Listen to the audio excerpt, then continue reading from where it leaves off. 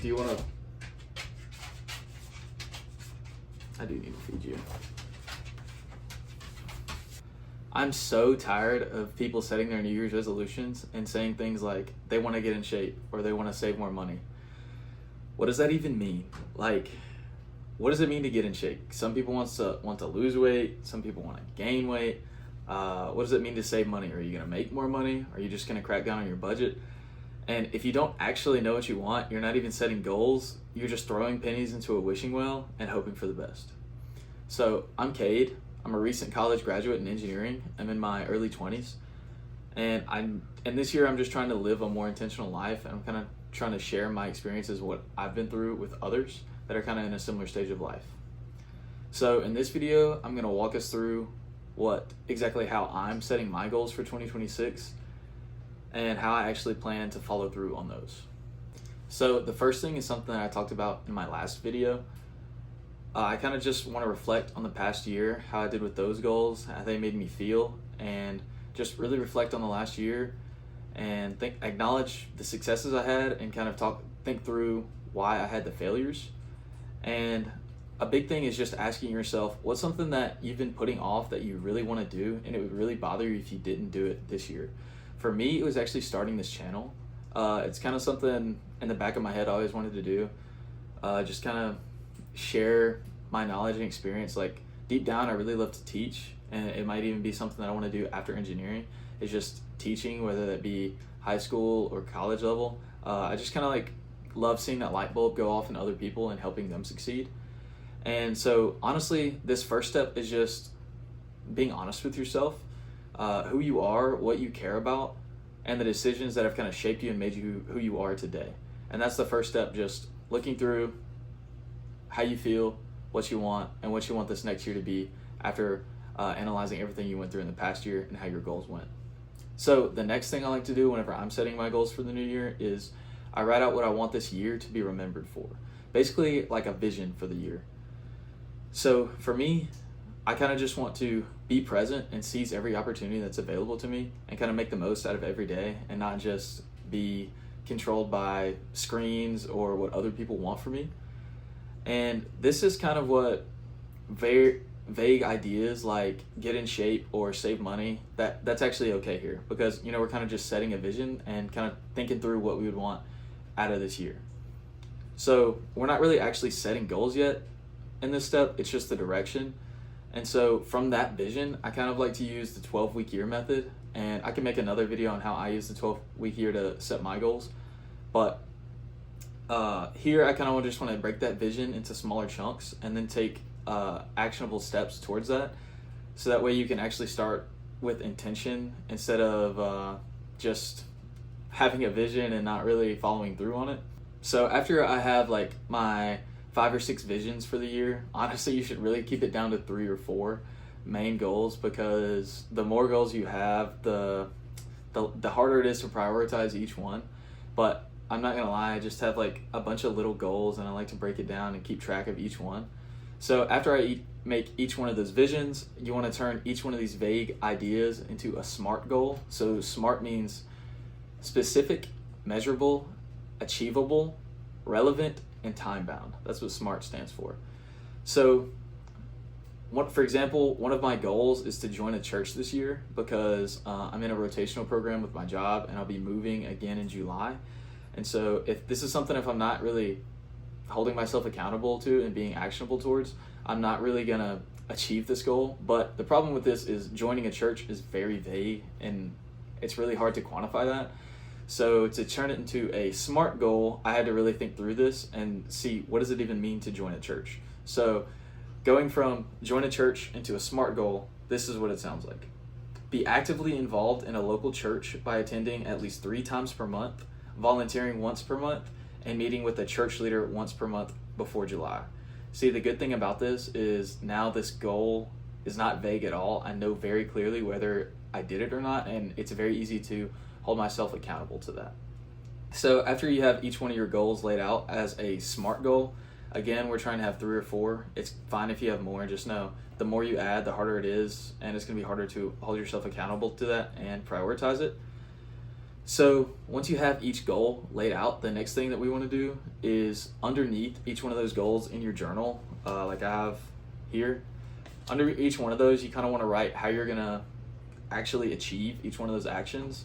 So for me, one of my goals is weight loss, especially in this 12-week period. So what am I going to do to achieve that? One, I'm going to eat under my calorie goals. I use Macro Factor to kind of track all of my meals and everything, to make sure I'm tracking my calories.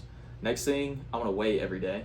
That's just something that I do just to make sure the calories and the weight is actually aligned. And another big thing I'm really trying to focus on this year is making sure I get over 10,000 steps per day, just because naturally, if you're in a calorie deficit, you're not really gonna, your body's just gonna naturally adjust to that and want to move less. So it's very important for me to just like keep getting those steps every day to make sure my activity level is high. And so the thing here is I don't write unrealistic actions like eating under 1,500 calories every day, because one, I'm not going to do that, and two, my wife I would be absolutely unbearable if I ate 1,500 calories a day.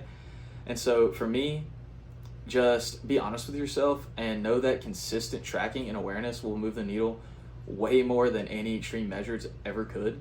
The next thing, we're going to kind of move on to the journal and kind of how I track all that stuff. So I set up a weekly input tracker for each week. So for me, some of the things that I'm tracking are calories consumed every day, the steps I'm getting every day, how many pages I've read every day, and then what my screen time is looking at every day, because this directly ties to the goals I have of being more intentional, losing weight, reading books, things like that. And so those are your inputs. Those are things that you directly control every single day. And then I'm tracking those daily, and then I'm taking the averages of those weekly. But on the outputs, I'm actually tracking things like I'm tracking my outputs monthly. So that way I'm not like tying myself every single day to see how much I'm actually making progress. I would really just get discouraged and I wouldn't see the long-term effects.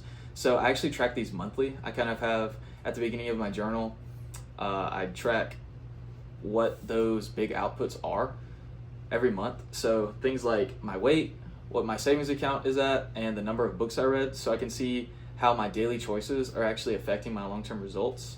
And so the big key here is that inputs are going to drive those outputs, and consistency is going to win every single time. So let me get into the journal right now, and I can show you how I have that set up to set me up for success. So here's what my journal looks like. I have my 2025 recap. I have my plans for 2026, kind of the vision that I was talking about, and then changing each one of those into a SMART goal. So you'll see I have like 6 goals for the year that I'm continuing into. And then under each one of those goals, I'm writing down the actionable steps I can actually take to achieve those. So for here, reach 180 pounds and maintain by September and have a monthly weigh-in. So weigh in daily, log daily, get 10,000 steps daily. And so that's kind of what that looks like. And so those are the inputs I'm tracking. So those are my actionable items for the year. And so these are the outputs I was talking about tracking for the month. So how many small groups did I go to that month? How much weight did I lose? Or like what's my weight at the end of the month? How much do I have in my checking and savings account? How many books have I read? And how many creative outputs have I have? So things like this YouTube channel. And so I'll kind of show you what that looks like on a weekly level. Week 2. So you'll see this is my plan. This is my goal: lose 18 pounds, join a church, save, blah, blah, blah. So I kind of just track how I did every single day. Did I reach my calorie goal? No, I only did that 3 times that week. Did I reach 80,000 steps? Yes, awesome. Or 11,500 a day. I'm kind of looking at like weekly averages again. It's just more realistic and easier to hold myself accountable to. Did I reach my weight goal? Yes, awesome. And so that's just how I'm tracking it on a week to week.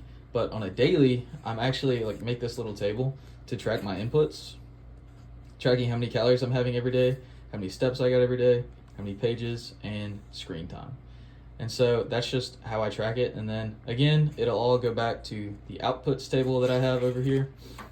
And that's how I'm going to keep track of that. Obviously, January's not over yet, so I don't have anything filled out. But this will make sure that the inputs I'm choosing actually drive my outputs, and I'm actually making progress. So last but not least, I like to write out exactly what a perfect day would look like if I was achieving all of my goals. I just kind of pick a standard work day and picture from wake up to go to sleep what I would be doing. And you'll notice whenever you go through this exercise, you probably won't write scroll on TikTok for an hour on there, but you might write down things that you haven't done in months. For me, it was like playing the guitar. For my perfect day, it's waking up at 5 a.m., brushing my teeth, getting dressed, drinking my pre-workout, letting Coco out, my dog, going to the gym, coming back, getting ready for work, having quiet time with Dixie, and then headed to work. And I don't really like schedule out my work day is going to look like because it's going to be so different every day. And then having lunch with my friends at work, and then driving home, hanging out with Dixie, eating dinner, having a little cleanup, tidy time, and then work on something creative, whether it be this YouTube channel or kind of one of my other projects, whether it's guitar or something like that. And then journaling, reading my book, and then going to sleep. And that's just exactly what a perfect day would look like.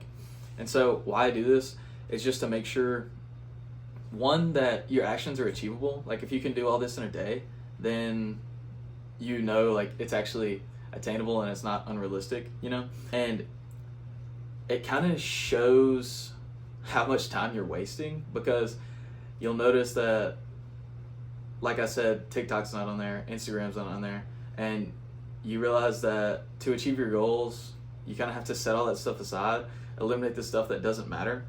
And at the end of the day, time is our most valuable resource, and you need to be really proactive with how you're managing that. So if you take anything away from this video, let it be this: goals don't fail because people don't want them badly enough. They fail because they're vague, unrealistic, or disconnected from daily life. If you slow down and take the chance to really get specific with your goals and focus on consistent actions over those extreme measures, it'll actually give you a real chance to follow through and set you up for success. So this is how I'm going to approach 2026, and I'm excited to see what happens for me. Thanks for watching, and I'll see you on the next one.